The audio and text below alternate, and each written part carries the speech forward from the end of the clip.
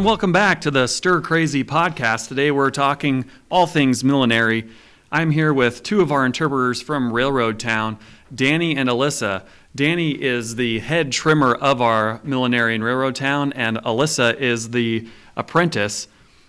I guess I'm just going to start off by asking you what attracted both of you to millinery work, and what is your background in this craft and all that kind of stuff? Well, I started working in Railroad Town 25 years ago, actually. Wow. And I started looking into millinery because I wanted to be completely outfitted, and there was no real source for me to get a period appropriate hat for the 1890s. And so I had to use something close and change it. And I looked through the catalogs. I wanted something that would look appropriate. I was very serious about my craft. Yeah. As an interpreter, young interpreters have a tendency to be very enthusiastic, and that's how I was. I was a young person right out of college when I started, and so I wanted to be precise and be correct in what I did and how I portrayed myself. For sure. And so I think that Kay recognized that in me when it was time to start our millinery 18 years ago. She had noticed that I took particular attention in such things, and she chose me to be a part of the millinery here in Railroad Town. Absolutely. I mean, that goes without saying that you'd be right at the top of the list for people who should be involved. How about you, Alyssa? Well, for me, I've worked in Railroad Town now for 5 years. This is my 5th year. And I've always had a really strong interest in historical textiles. So clothing, hats, shoes. I feel like you can't understand someone until you know what they were wearing. Sure. And for me, I learned how to make clothing, the construction of clothing. I've learned a lot about the styles of clothing, and it seemed like the natural next step to learn how to make hats. I feel like by learning how to construct something, you can learn how to protect it. Yeah. And you understand better why they made things the way that they did or purchased them. And I also just really like the hats and think they're cool. So I decided that I would speak with Kay and with Danny and see about the process of becoming a milliner's apprentice. Well, you bring up a really interesting point about not knowing someone until you kind of know what they're dressed like. I've always kind of felt that same way about food. I always think like food is really political. So it's interesting to hear somebody say that clothing is also pretty political. What sorts of things can you determine based on somebody's attire that they have on, if anything? Well, I feel like you understand a lot about their class. You understand what they're wearing. You wouldn't wear your nice Sunday best clothing out in your garden.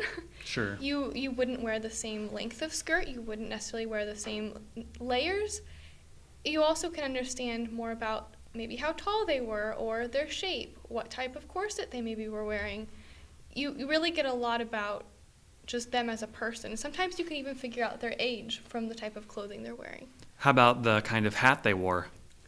Specific to millinery. Uh-huh. Can you tell a lot about a person by the type of adornments on their hat or etc., things of that nature? Well, in some cases you can, but in other cases I have a hard time deciding how to put this, but you know the phrase fake it till you make it. Sure. There is a great way to get self-confidence when you lack self-confidence, and that is to wear something bold. If you wear something bold, you feel bold. And so I tell people this all the time, that if you are a shy person, put on something that is eye-catching. Put on a hat that makes you feel a little more powerful than you would feel otherwise. And that will help you to break out of your shell. It'll help you to be the person that you aspire to be. That being a great deal of this theme that was happening when the craft of the millinery was at its peak, which was this idea of just like kind of making it in a new world as people move from the farm to more industrious parts of the country, late 19th, early 20th century, there was this influx of all these different people trying to make their way. And I can only imagine that, people adopted, every means at their disposal to make themselves stand out and appear as, as confident and as competent as possible. Yeah, they say dress for the position you want. Not the one that you have. Right. Yeah, exactly. Well, I brought in a hat from our collection today, and I was kind of going to ask the experts, if you will, about it. This is a hat. It was from a donor named Amanda Glade, who's a prominent name in our own Hall County history. And I was just going to ask the milliners what their thoughts were on it. I'll hand it to Alyssa here. Well, it's a fancy straw hat. It's not fully lined. No, it has an underlining of the brim that's silk crepe. I like the beadwork on it. This flower, now that I look at it closely, is a handmade flower. The leaves would be factory purchased. And there's a chenille stick on it. Oh, that's so cute. What is a chenille stick? That's something that you find often in craft stores, in children's crafts. They okay. can make almost anything out of those chenille sticks. If you have kids, then you know chenille sticks. Pipe cleaners would be the modern equivalent. Right. And then the dyed feathers. Mm-hmm. Ostrich feathers? Ostrich feathers. So this hat would probably be very late 1890s. And it could have been remade because there's no lining on the inside. It could have originally had a lining that was later removed, because in order to attach things to the crown of a hat, you usually don't have the lining in. And then they wouldn't have gone to the trouble of re-sewing the lining in after changing the trim. But a well-made hat was often retrimmed as styles changed. That hat has a large crown, so it would have been popular. The shape would have been popular later too, because crowns got larger as hairstyles got larger. Sure. If you can imagine, one of the biggest factors in picking out a hat is how you wear your hair.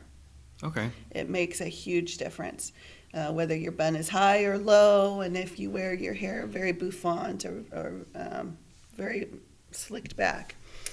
And these are all things I was not taught as a child, so I'm getting a Right. crash course today. in the 1920s, ladies started cutting off their hair, and it really changed the style of hats. The cloche hat, Yeah. made popular by Coco Chanel, became very popular because women had short hair. They didn't have that anchor for the hats that just perched. And so they had to have a hat that fit down around their crown. In the 1890s, hats really perch on your hair. You didn't see any images of hats unless it was maybe an equestrian hat, because riding a horse is a different thing. You're really jostled about. You need your hat to fit really tightly. But otherwise, if you're in a wagon or if you're walking, and most women walked, most people walked, you would have your hat perched on your hair and pinned in a couple different places in case a gust of wind would come along and catch the hat wouldn't leave you.